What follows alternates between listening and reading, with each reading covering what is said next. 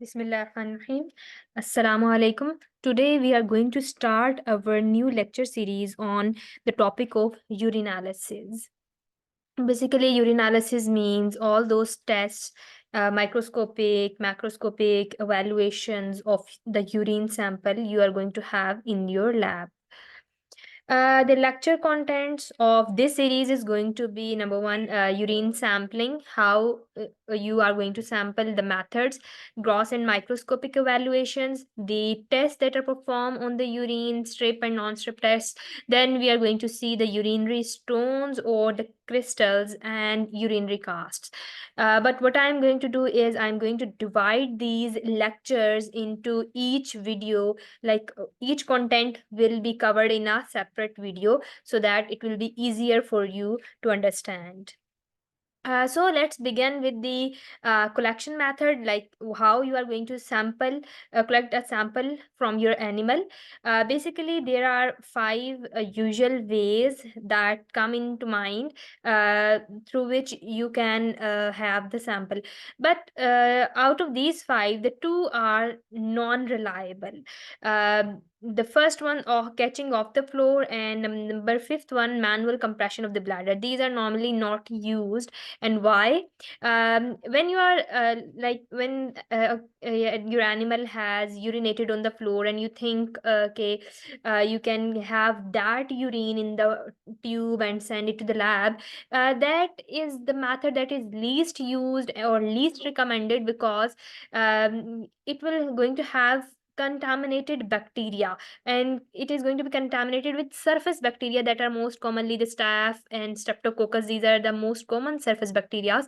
So that is the one reason. The second reason is, when you are going to take urine from the floor, it is going to be mixed with all that dust, mud, and that is going to disturb the specific gravity of the urine, and hence it will result the false positive results in your lab tests.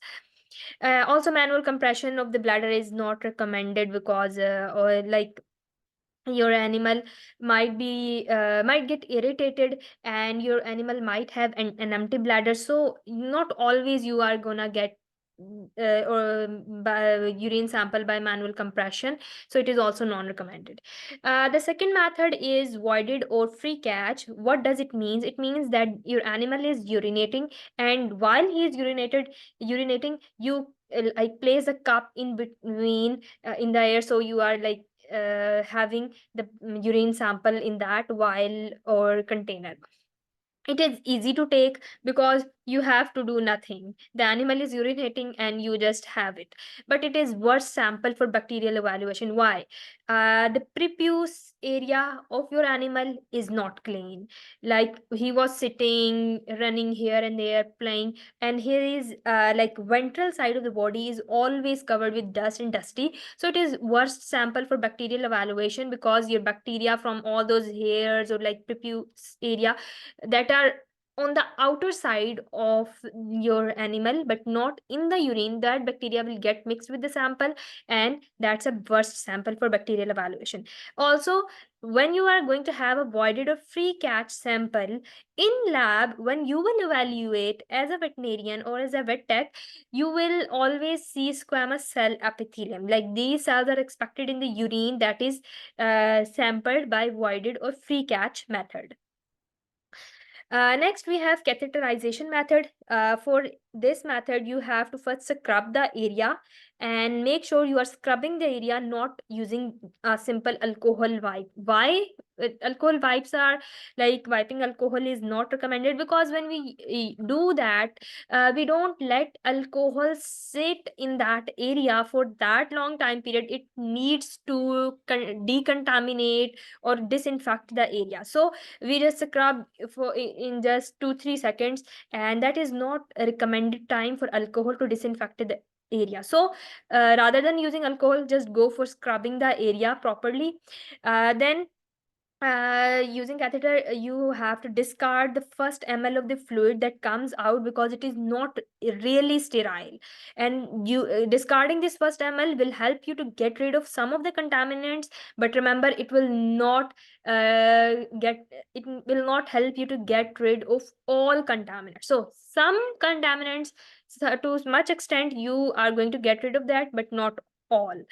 RBCs are going to be present in this sample. Why? Because of the advancement of the catheter, it will going to like have any bruise or any injury inside. So you are going to expect RBCs in this sample. And that is why it is very important to mention the method you have collected the urine on the labeling of the sample when you are sending it to the lab. Next, you are going to have some of the transitional cells that line the urinary tract in the urine sample, okay?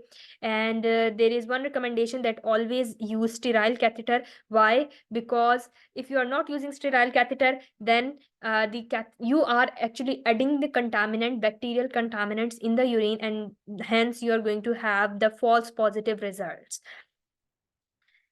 Next we have is cystocentesis. Cystocentesis is the gold standard for all tests. It is having least bacterial contamination, and I hope you guys know how cystocentesis is performed. I should have added any picture of it like in here. Like you have animal on the dorsal recumbency, and you take a needle, insert from its abdomen right into its bladder, and suck the urine out, just like you suck like insert needle in the blood vessel and you pull the plunger back and you have the blood. So you from the abdomen you insert the needle into the bladder. uh, for that you should be good in anatomy, and you pull the plunger back and you have a very a good urinary sample with the least bacterial contamination. And this thing is like there are clinically there are different methods to interpret where the exact location of the bladder is, but one of those is ultrasound guided. Like you have your ultrasound of the area, like you are seeing the bladder in the ultrasound and you inject the needle in, and you know that your needle is right in the bladder and in the bladder, not penetrating through and through the bladder. But make sure when you are using ultrasound guide, wipe the gel at the area you are inserting the needle. Why? Because if gel is present, it is going to lyse the cells and cause artifact. So like just stay vigilant on that. These were all 5 methods of sample collection. In the next video we are going to talk about the next topic. Thank you.